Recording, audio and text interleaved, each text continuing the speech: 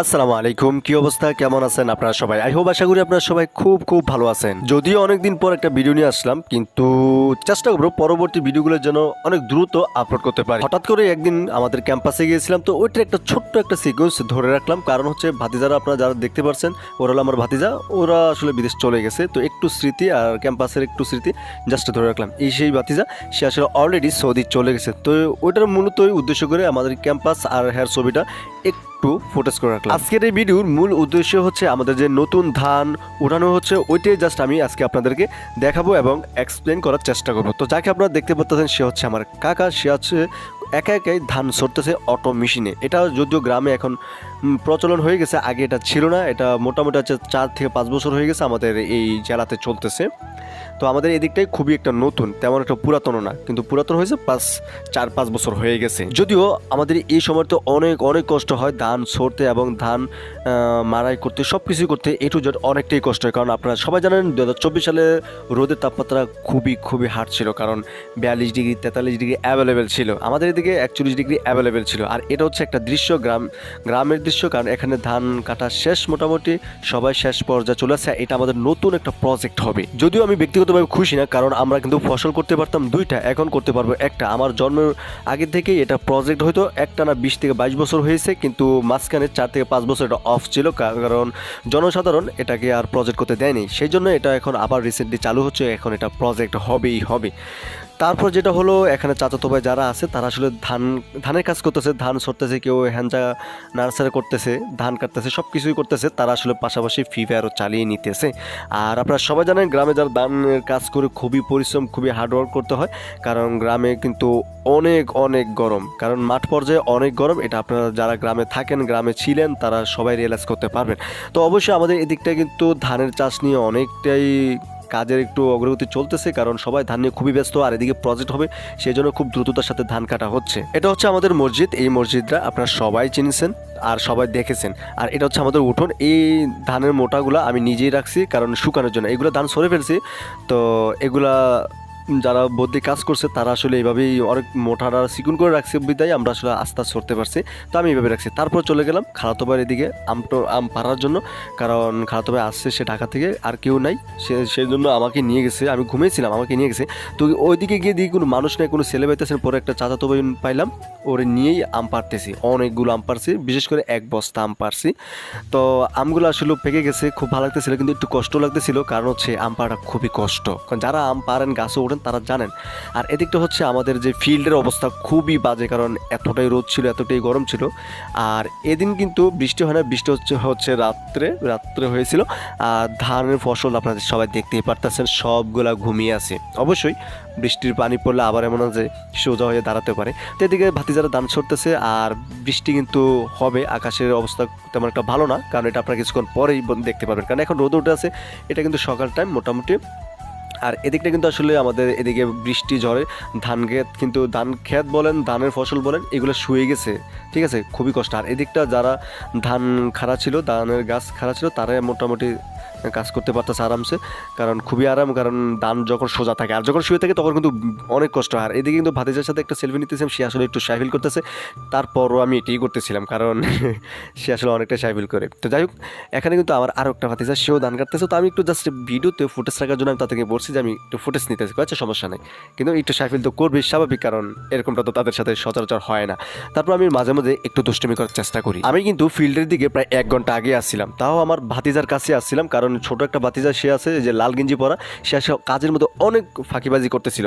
সেই জন্য তাদেরকে বলতেছিলাম খুব ভালোভাবে কাজ করো, খুব ভালোভাবে কাজ করো, অনেকক্ষণ বুঝাইতেছিলাম, কারণ সে একটু ফাঁকিবাজি করে, একটু মানে একটা মোটা বানতে বানতে অনেকক্ষণ জিরায়, একটু চুরি বাটফারি করে, যেটা মানে বাবার ছোট ছেলে থাকলে যেমনটা হয়। সবাইকে বলতেছি না, কিন্তু কিছু থাকে। আর এটা হচ্ছে আমার চাচাতো ভাই, আর এটা হচ্ছে আমার ভাতিজি, সে আসলে উল্টো দিকে চলে যাচ্ছে।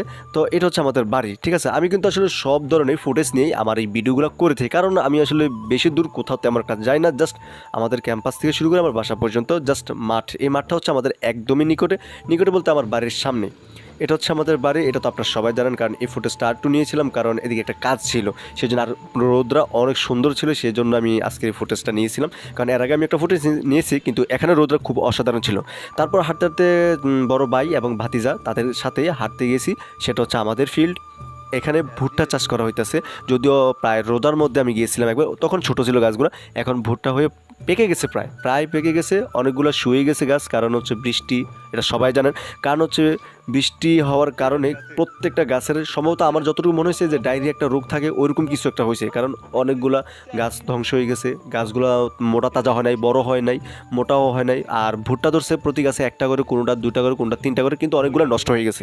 সেই জন্য খুবই খারাপ লাগছে, কারণ আমাদের বাড়ির নিজেদেরই 3টা এখানে জমি আছে, তো 3টাতেই ভুট্টা চাষ করা হয়েছে। তো খুবই খারাপ লাগে, কারণ বাড়ির ফসল, খুবই কষ্ট হয়। আর এগুলো কাজ করতে কিন্তু অনেক কষ্ট করতে হয়, তেমন একটা না। কারণ হচ্ছে একটু কষ্ট করতে, সেটা হচ্ছে একটু দেখে শুনে রাখা, কারণ বাচ্চারা, ছেলেরা এখানে আসে আসলে ভুট্টা পেরে নিয়ে যায়, এটা আপনারা সবাই বুঝতে পারেন। কারণ বাড়ির পাশে ভুট্টা খেতে হলে যা হয় আর কি, তো টুকটাক নিয়ে যাবে, এটা স্বাভাবিক। তো এটা একটু দেখে রাখতে হয়, আর অন্য কিছু না। তারপর তো ওষুধ মেডিসিন যতটুকু লাগে একটু লাগবেই। কিন্তু এখানে একটি পরিচালনা ভুল হয়েছে, সেটা হচ্ছে এই যে ভুট্টাটা দেখতে পাচ্ছেন, এটা কিন্তু মরে গেছে।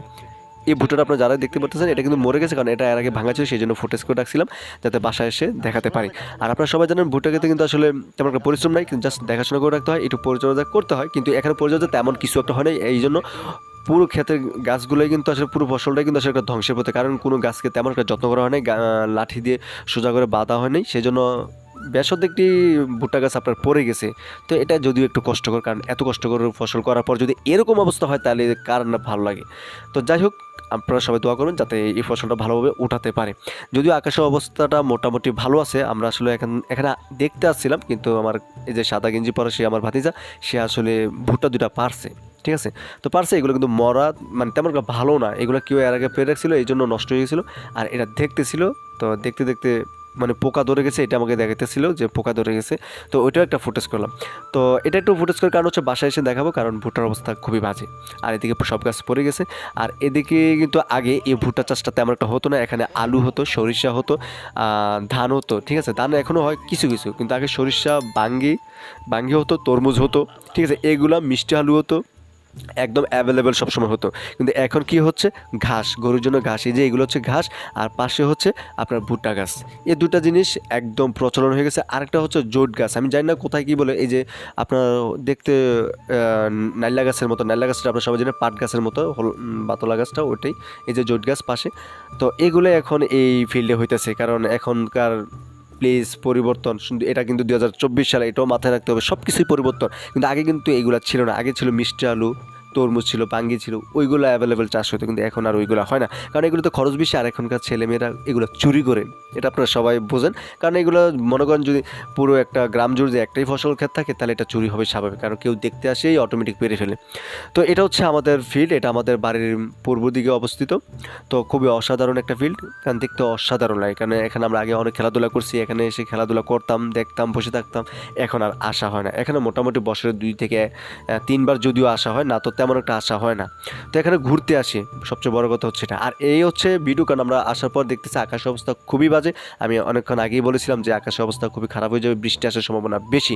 তো এটা হচ্ছে সেই অবস্থা, কারণ আকাশ অবস্থা খুবই খারাপ। আমি আমার রুমে ছিলাম, জাস্ট রুম থেকে একটু ফুটেজ, কারণ আমাদের উঠোনে সব কিছু গুছানো হয়ে গেছে, আপনার খেরগুটা দেখতেই পাচ্ছেন, এগুলো সব গুছানো, কারণ বৃষ্টি আসার সম্ভাবনা বেশি। এই সেই কাঙ্ক্ষিত বৃষ্টি চলে আসছে। বৃষ্টি মোটামুটি, বাতাসটা যদিও বুঝতে পারতেছে না, আকাশের দিকে একটু খেয়াল রাখবেন যে গাছগুলোর দিকে বাতাসটা খুব ঝড়ো হাওয়ায় মোটামুটি বইতেছে, তেমন একটা না, মোটামুটি বইতেছে। আর আকাশ অবস্থা খুবই বাজে ছিল, কারণ অনেক মানুষ আমাদের বাড়ির, আমাদের অত্র গ্রামের সবাই কিন্তু ধান সিদ্ধ করে রাখছে। তো আল্লাহ যা করে ভালোর জন্য করে, তো অবশ্যই। কিন্তু সকালে বৃষ্টিটা আসলে আসবে যে কেউ কল্পনা করতে পারে না, কারণ বর্ষাকালে রোদ ছিল, অনেক রোদ ছিল, 8টার দিকে রোদ ছিল, 9টা, 9:30 দিকে এই বৃষ্টিটা আসছে। তো এই হচ্ছে অবস্থা। তো অনেকে বলবেন যে ভাই এতগুলো ফুটেজ দেখালেন, হ্যাঁ অবশ্যই এটা আমাদের গ্রামের ফুটেজ। সবাই ভালো থাকবেন।